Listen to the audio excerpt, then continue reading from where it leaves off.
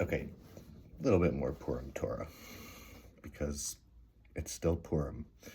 And in fact, in Jerusalem and Sfat in Israel, Purim, I think, is just beginning.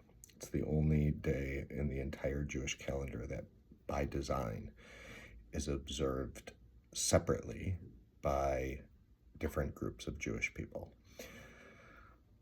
I had Purim last night, Monday night into Tuesday, and as it's ending, others will be starting Purim if they live in cities that were walled a very long time ago, Jerusalem and Sfat.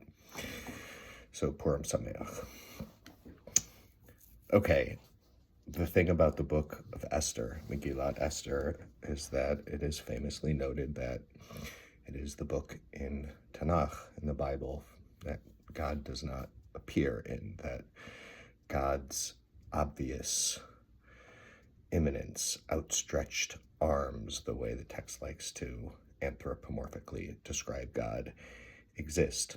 It's really just a human fairy tale-like period piece. So scholars have long tried to find God. The Ari, Rabbi Isaac Luria, famous Kabbalist, is one of those.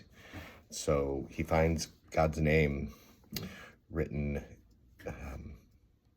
in the book of Esther through acronym. There are 3 verses in which the Hebrew letters that spell God's name, Yud, He, Vav, He, what sometimes you will see as Yahweh, exist, each letter at the beginning of the word or the end of a word. Since it's 4 letters, 4 different words. So one place that this exists is in the 5th chapter, the Scroll of Esther, verse 4, when the king says to Esther, "Tell me what you want, I'll give you anything." Vatomer Esther im al hamelech tov, if it please your majesty, Esther replied, Yabo hamelech v'haman hayom el hamishte asher asiti lo. Let your majesty and Haman come today to the feast that I have prepared for him.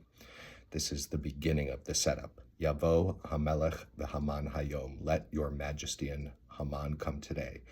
So each of those words begins with the letter that, when you put those 4 letters together, is Yud, He, Vav, He, Yahweh, or God's name. Yavo, Yud, Hamelech, He, V'Haman, Vav, Hayom. And he sees this as her inviting God's rachamim into the picture, meaning God is there, just hidden because it's the book of Esther, but Esther is in fact inviting God to join the king and Haman so that God can direct the situation. One in which it exists backwards is a few verses later.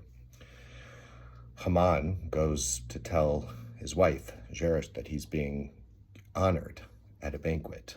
What is more, said Haman, Queen Esther gave a feast, and besides the king, she did not have anyone but me, and tomorrow too I am invited by her, along with the king, but kol ze enenu shoveli.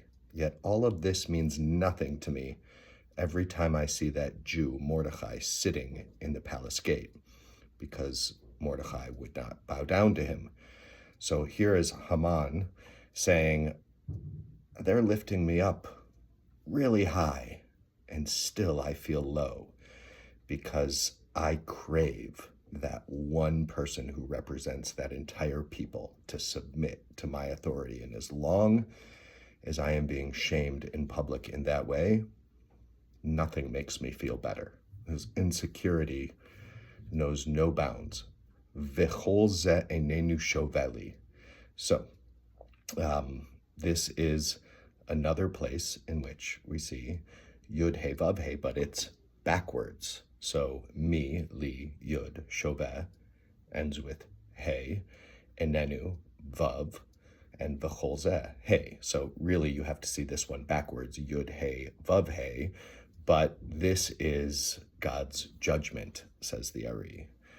And when Haman has this hardening of the heart, this Pharaoh hardening of the heart, it's almost as if to say God is in control of this too. No matter how high we lift Haman up, he's going to be unable to change his mind and drop the decree that all of the Jews in Persia should die. And then once again in Esther chapter 7, the reveal, the adversary and the enemy, replied Esther to the king, is this evil Haman. She finally lets the king know. And Haman cringed in terror before the king and the queen. And the king, in his fury, left the wine feast for the palace garden, while Haman remained to plead with Queen Esther for his life.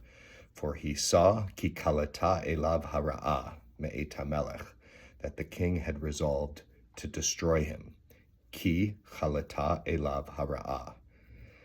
Ki, yud, chalata, ends with a hey. Elav ends with a vav. Hara'ah ends with a hey. And we get yud, hey, vav, hey. God is in fact, in this moment, while Haman remained to plead with Queen Esther for his life, for Haman saw that the king had resolved to destroy him.